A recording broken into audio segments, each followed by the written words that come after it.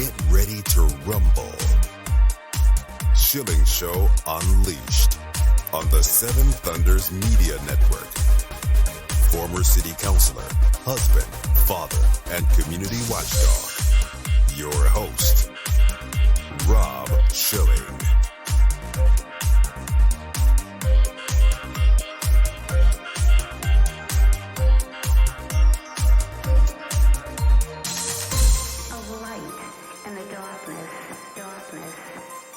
Welcome to the Schilling Show Unleashed Podcast.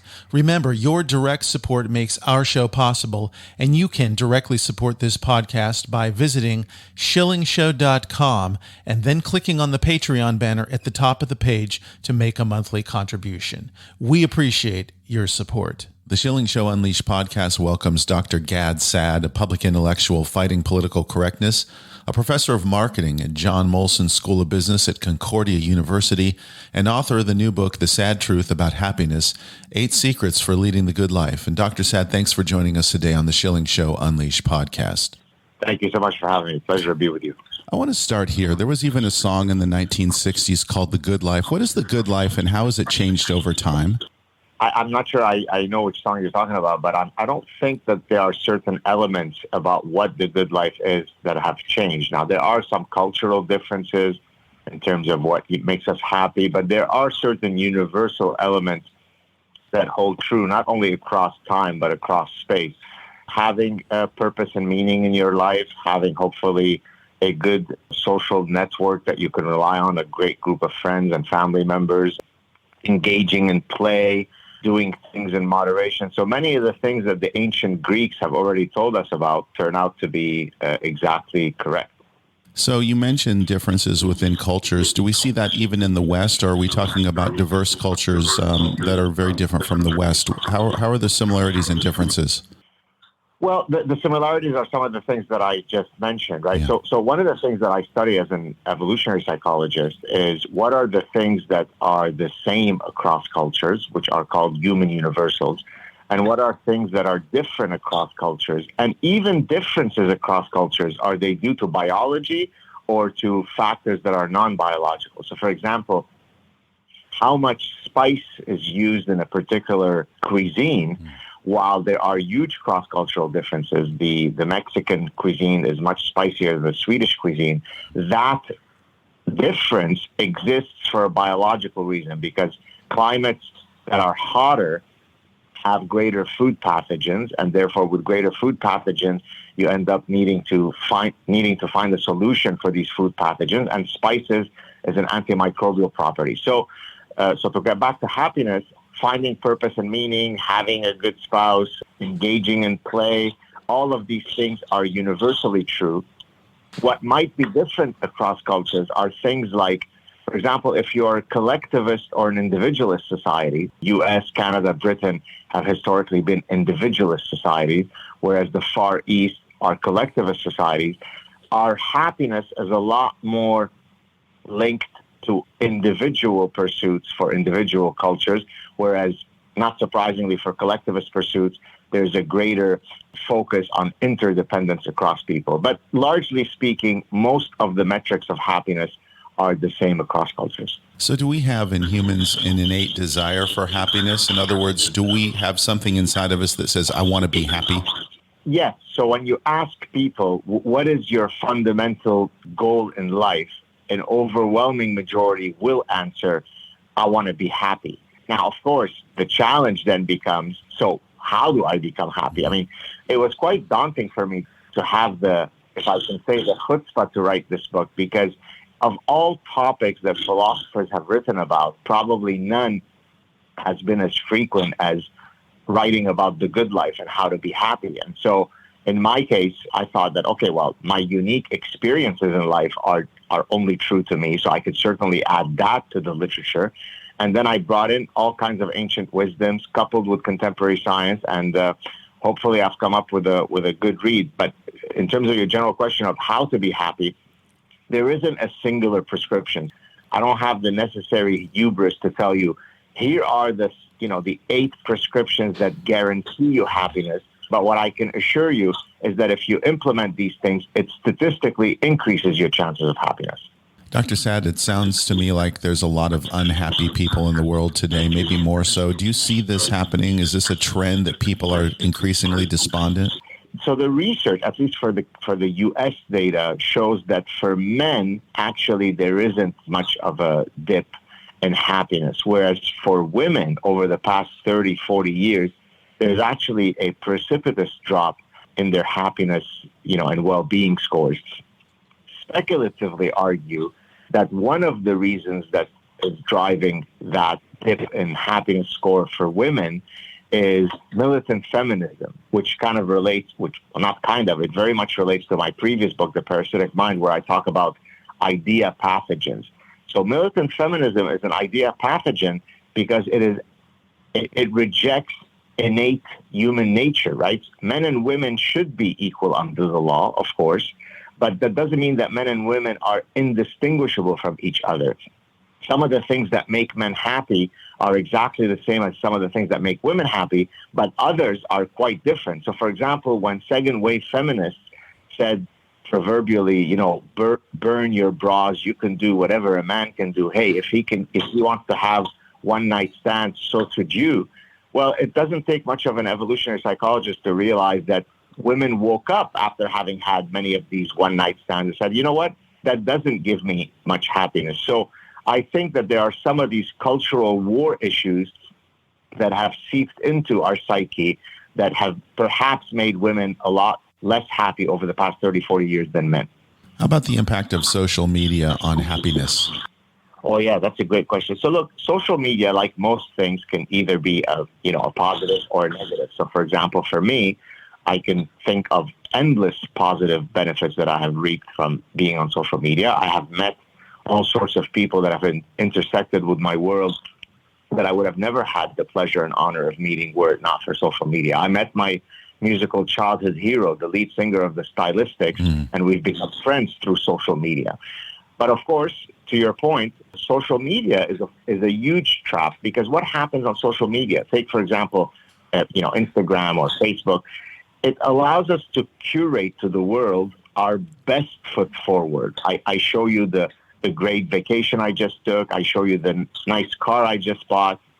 I show you how I'm getting into shape, but I don't show you all the negative elements of my life. And because we are a social comparison species, meaning that part of our happiness is defined by how well relevant others are doing, when I see everybody on Facebook and Instagram leading these glorious, happy lives, and hey, I'm not, then that will make me unhappy. And so, yes, there's definitely a trap that has been laid out with social media for us. Dr. Saad, I want to go to a very specific example regarding social media, which is fascinating to me, and it's the public pictures that people put forward on their profiles. And you look at that, and then you look at a picture of them from another source, and it looks nothing like them. How do we reconcile reality with happiness? In other words, if we don't really look like that and then someone finds out, could we truly be happy about it? Well, that speaks to my point about the curation of our fake self, right? It speaks to the fact that the person that you are deeply envious of on Facebook is not telling you that they're actually having a really bad marriage, that they're suspecting their spouse of cheating on them with their really hot neighbor.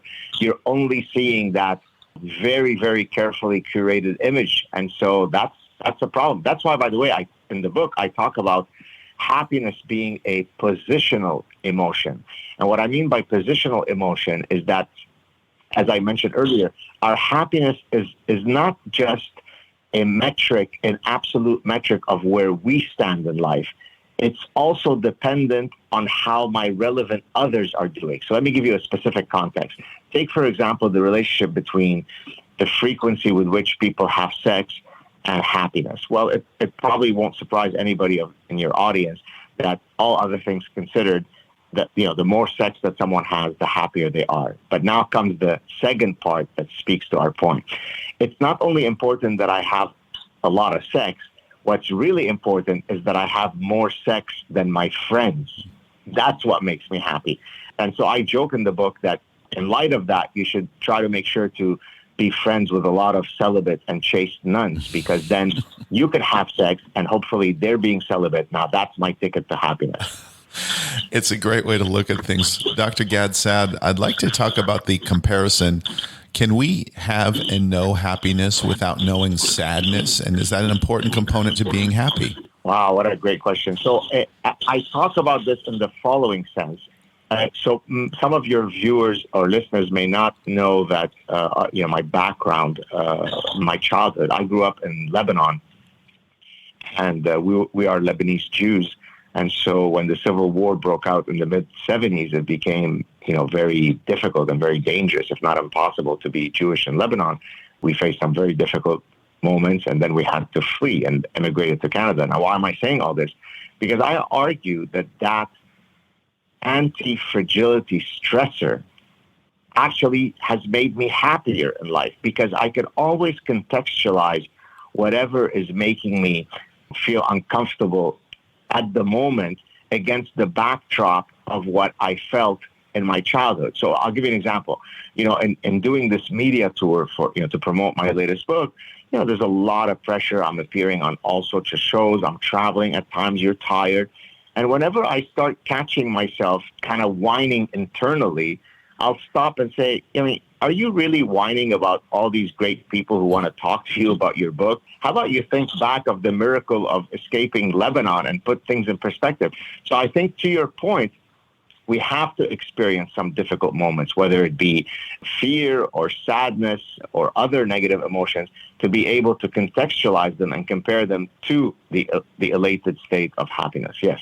Dr. Saad, it's interesting you bring this story up, because my own grandmother, who came out of World War I, Italy, and she came to the United States of America and just loved this country to her dying day. When we as children would complain, she would say something like, you need to go back to the old country, which is similar to your story. But the question is, if people have not had that experience, how do they actually relate to it? I don't think that anybody has lived a perfectly carefree life. So look at the stressor may not be as difficult as you went through, the Holocaust, or you went through the Lebanese Civil War, but there are always difficult situations that you faced and that you've overcome. That makes you a winner rather than wallowing in victimhood. And then use those difficult moments in your life to contextualize whatever it is that is bringing you down today. So I'll give you a great example that I discuss in the last chapter of the book. There, I talk about two stories of incredible existential gratitude. I'll mention one for now. So one of the greatest guests that I've ever had on my show is someone that people would not know. He's not a famous professor or, actor or whatever. He's a gentleman who spent 29 years in prison for a murder that he ended up being exonerated from. Wow. His name is David McCallum. I think he went to prison at the age of 17 and came out, in his mid-40s. And as we were chatting, I just couldn't believe how calm he was, how void of vindictiveness, a sense of vengefulness, revenge. And so I, as we were chatting, I said, David, how could it be that you could be so, filled with so much grace? You strike me as a, reincarnation of Buddha. You're a much better man than I am, because if someone had stolen nearly 3 decades of my life, I would want to set the world on fire. And then he answered the following way. He said, well, my sister has cerebral palsy. She's been bedridden for many, many years, and yet, she finds a way to smile. And so I'm not sure that whatever I went through is that bad compared to her. So to your point, even if you yourself may not have gone through something that allows you to contextualize, you can always look to someone else who has it much worse than you, and then you could put whatever struggles you're going through in that context, and hopefully that can encourage you to go on. The Schilling Show Unleashed podcast continues with Dr. Gad Saad in just a moment. Online at schillingshow.com. SchillingShowMedia.com is your one-stop shop for websites, audio and video production, and photography. SchillingShowMedia.com will take your project from conception to completion. SchillingShowMedia.com is reasonably priced and highly professional. Need a website for your business? Visit SchillingShowMedia.com. Need a video created or edited? Visit SchillingShowMedia.com. Have a photography or graphic design project? Visit SchillingShowMedia.com. SchillingShowMedia.com is your one-stop shop for websites, audio and video production, and photography. Visit SchillingShowMedia.com. That's SchillingShowMedia.com.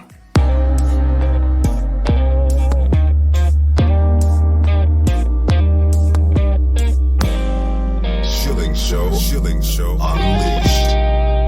We continue now on the Schilling Show Unleashed podcast. Our guest is Dr. Gad Saad. The book is The Saad Truth About Happiness, 8 Secrets for Leading the Good Life. So a lot of people think that if they hit the lottery, get a lot of money in some way, they will be happy. Does money lead to happiness?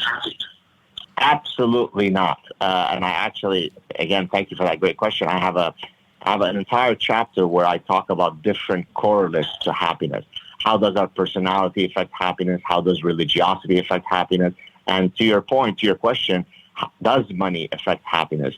And the classic study that most academics cite is a study whereby they found that up to about $75,000 money is positively correlated with happiness. But beyond that inflection point, it doesn't matter much. Now, recently, there's been some debate whether 75,000 is the correct number or whether it should be, a bit higher. But the general point is that obviously you can't be existentially happy if you're struggling to know whether you're going to feed your children tonight, if you're struggling to know whether you're going to have safe shelter to sleep tonight. But once all of your basic needs are met, or what Abraham Maslow, the famous humanist psychologist, when he talked about his hierarchy of needs, once your fundamental needs are met, money doesn't add much to happiness. So I don't think, for example, that the richest man in the world, Elon Musk, is billions of times happier than you or I because he's got that money. He may have a horrible marriage and have very few friends, whereas you may have a great marriage and many wonderful friends who give you solace and protect you and take care of you. It is absolutely not the case that money leads to happiness. And that's why, by the way, so one of the things that I talk about in another early chapter is the 2 fundamental decisions that either bring you great happiness or great misery: choosing the right spouse and choosing the right profession. And when I'm discussing choosing the right profession, I specifically make the point that it's really not choosing the job that gives you the most money that will make you happy in the long run. It's choosing a job that allows you to instantiate your creative impulse. So you could be a chef or an architect or a podcaster or a stand-up comic or an author. All of these jobs are very different, but what they share in common is that they create something out of nothing, right? A new stand-up comedy routine, a new dish, a new bridge, a new book. And so the mere fact of immersing yourself in creative processes is a guaranteed pathway to purpose and meaning. So if we talk about the ideal job, as you do in the book, how about the idea of consistency versus variety in work? Because there was a time in America not so long ago, and maybe in Canada as well, that people had careers that just lasted them for a lifetime. And now people tend to switch and have jobs for short periods of time and then move on to do something else. Yeah, fantastic question. So I do have an entire chapter on variety as the spice of life. So I talk about, and I'll come in a second to specifically to your focus on jobs. But in that chapter, I talk about different domains where you might instantiate, your desire for variety: food variety, exercise variety, intellectual variety, which I spend the most time on, and sexual variety, which could lead to problems, because if you're in a monogamous union, then seeking variety within that contract might be problematic, certainly morally, if not in other ways. When it comes to job variety seeking, in the book, I didn't specifically look at your question, which is sticking to a singular job for your life versus going from job to job, but rather within a given job, if you have varied tasks, that's going to make you happier. So think again of the prototypical factory worker who could easily be replaced by a robot because they're just on an assembly line. They're repeatedly doing the exact same movements. They're never expected to show any initiative. they're really just worker ants. That can't lead to existential happiness at your job. Sure, it can give you a paycheck, but if I'm able today to work on a book, tomorrow I'm going to teach a class, the next day I'm going to go on the Rob Schilling Show, the next day I'm going, right? So there's, within the context of my broad job description as a professor, there are many, many hats that I wear. Well, that makes me a lot happier because, yes, I'm always immersed in some creative process, but the creative process changes from day to day. Sometimes it changes 4 or 5 times in a given day, and boy, that makes me happy. Dr. Saad, you have a great chapter in your book on finding the right life partner and some of the stories about people who tried to set you up and it didn't work out so well. So we have societies in which that is the way that it's done, that marriages are set up and arranged by families. Is there any correlation, happiness one way or the other? We choose ourselves or someone chooses for us? So that's a great question. So I don't know if anybody has conducted studies on your specific question, meaning, am I more likely on average to be happy in my marriage if I made the choice versus whether it was arranged? Bet someone has done it, but I don't want to misspeak, so I'm not familiar with that research. But all that's happening in the context of arranged marriages, the attributes that people are looking at remain the same. It's just rather than the individual making it, they're subcontracting it to their parents. Or if I can actually put it in a slightly different way, let's suppose you're 18 years old and you're very much shaped by your hormonal drives, and therefore you're looking at this prospective spouse only from the perspective of the fact that they really turn you on and you have a great physical intimacy. Well, maybe your parents are a lot wiser than you, and they may realize that while it's wonderful to have physical chemistry with a partner, that's not going to sustain you over the long haul, and therefore their wisdom might permit them to focus on attributes when they're making the choice on your behalf that you otherwise don't have the experience to do so yourself. And so I can't speak specifically about whether arranged marriages on average are more likely to lead to happiness or not. But what I can tell you is that we know from evolutionary psychology that there are some maxims that we can follow to increase the likelihood of us having a happy union. So in evolutionary psychology, there are 2 opposing maxims, if you'd like. There is the opposites attract maxim and versus the birds of a feather flock together maxim. And it turns out that for long-term success of your marriage, if that's what you're looking for, as opposed to, a short-term dalliance behind the bushes, it's overwhelmingly the case that the research shows that birds of a feather flock together. And then in that case, the question is, well, flocking on which feathers? I mean, are we assorting with one another because we have the same eye color, the same hair color? And of course, the answer is not. We want to assort on fundamental life values, on fundamental belief systems. If I am a highly religious person where my faith is at the center of everything that I do, and my prospective spouse is someone who is a caustic atheist, again, it doesn't take a fancy marriage counselor to recognize that you're already starting on the wrong footing. So to the extent that you could find someone with whom you share some of these foundational life values and mindsets, then you're certainly increasing your chances of happiness.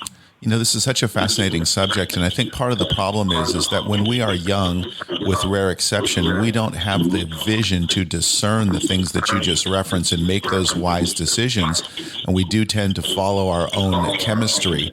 So how do we get past that as a young person who might be hearing this conversation but doesn't have the life perspective to actually discern the correct answer? Well, I mean, it's going to sound cliche-ish, but that's why the old adage, knowledge is power, right? If some young person is reading my book and says, oh, actually that exactly resonates with me. I like Susan or Bob because they're so sexy and we have great sex.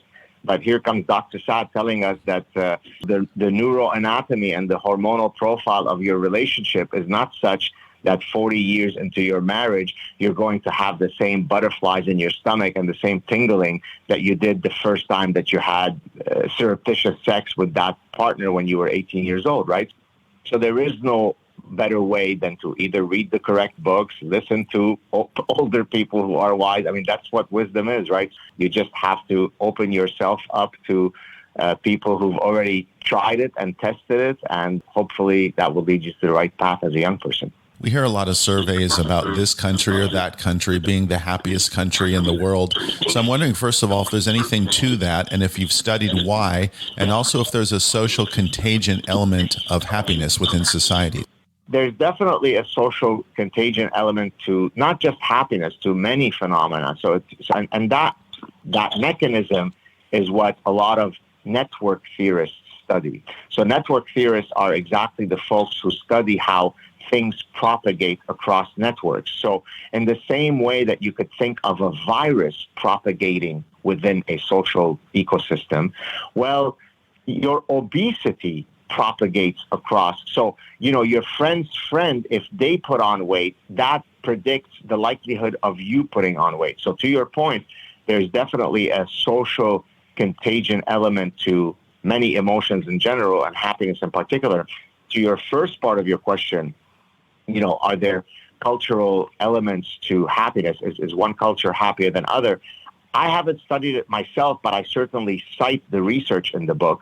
And every year there is a survey, a global survey that comes out with the rankings of happiness across nations. And it's almost always the same set of 10, 12, 14 countries that make it into the top 10. Usually those countries are countries where you have endemic trust within those societies. So it could be trust between the individuals in the society. It could be trust between the populace and the governmental agencies. So it's Sweden, it's Switzerland, it's Canada, although increasingly less so. It's Norway, it's Denmark. It's many of those countries that, have a strong social safety net, and with great both individual trust across individuals and trust between individuals and governmental agencies. Something so interesting that you conclude the book with is the topic of regret and actions versus inactions. What I could have done or what I did that I regret. Is there a way to get past all of that? That distinction that you just mentioned turns out to be one that was really explored extensively by one of my former doctoral professors in my PhD. His name is Thomas Gilovich, and exactly to your point, he argued that there are two types of regret, which, by the way, he's not the first one to have recognized that, but he studied it empirically. There's regret due to action, as you said. I regret that I cheated on my wife, and that put an end to my marriage, versus regret due to inaction. I regret that I never pursued my interest in becoming an artist, and I became a pediatrician because my dad is a pediatrician and his dad is a pediatrician, but I hate medicine. I was always interested in architecture and art, and I didn't live an authentic life. Well, it turns out that over the long haul, what really haunts us in terms of our regret calculus are the things that we didn't do. It's the regrets due to inaction. And so to your question, can we do something about it? Well, there are two ways that you can do something about it. Number one, there's something called anticipatory regret. And that's when you're facing a decisional fork in your life, if you say, I'm going to choose the option that's least likely to cause regret in the future, that's the one that I will take. So Jeff Bezos, famously the founder of Amazon, used exactly that mechanism when he was deciding to leave his cushy, secure, high-paying job to start Amazon. He said, I didn't want to be 80 years old or down the line and regret that I didn't take a shot. So that's called anticipatory regret. The second way by which you can alleviate these haunting waves of regret is to recognize that in many times that which you are regretting that you didn't do, you can still do. Now, you and I can't today alter the reality that we're never going to be NBA superstars for all sorts of reasons. So if I have that regret, I'm never going to assuage that regret. But if you're 65 years old and you never went to university and have always regretted that you never got a university education, well, I tell the story in the book of a gentleman who escaped Germany just before the Nazis came in, and he ended up doing a bachelor's, master's, and then finished his PhD in his early 90s. So for many things, it's never too late. Get off the couch and do it. Finally, Dr. Saad, I'm wondering if you could give me 2 or 3 manifestations of how society would change if we were all happier. Well, we wouldn't spend an inordinate amount of time slamming each other on social media. If there was a way to implement the Stoic tenet that oftentimes what brings us injury in our emotional life is not so much an event that we face, but the way that we respond to the event, right? The event itself might be beyond our control, as the Stoics taught us, but the way that I respond to the event is totally within my control. So if you only implement that prescription, if you only immerse yourself in that Stoic tenet, boy, that would make every individual in society, and hence everyone in society, happier. Dr. Gad Saad, if people would like to get a copy of the Saad Truth About Happiness, or if perhaps they'd like to follow your work online, how can they do that? Oh, thank you for that question. So the Saad Truth About Happiness, by the way, is a play on my last name, which is S-A-A-D. It's not S-A-D, it's S-A-A-D. They can order it, of course, on Amazon. They can go to my publisher, Regnery, and order it there. It's available in many, brick and mortar bookstores. If you want to follow me or connect with me online, I have a website, GADSAAD.com. On Twitter, which is probably the place where I'm most active. I guess today it's called X, no longer Twitter. It'd be at Gad, GADSAAD.